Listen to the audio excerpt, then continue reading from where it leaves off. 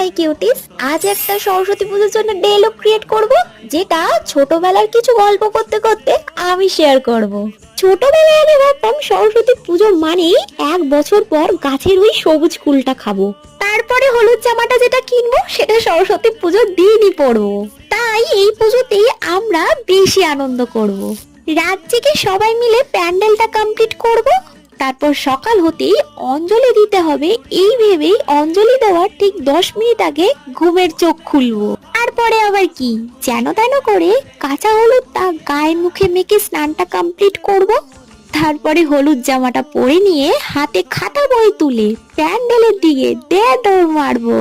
বই খাতাগুলো একটু বেশি দিনের জন্যই ঠাকুরের সামনে রেখে দেবো, ছুটিটা একটু বেশি পাবো বলে সেই আনন্দেই বাকি দিনগুলো বিন্দাস মজা করে কাটিয়ে দেব। তবে এরকম সাজগোজ আর আমার কথাগুলো শোনার জন্য চ্যানেলকে সাবস্ক্রাইব করে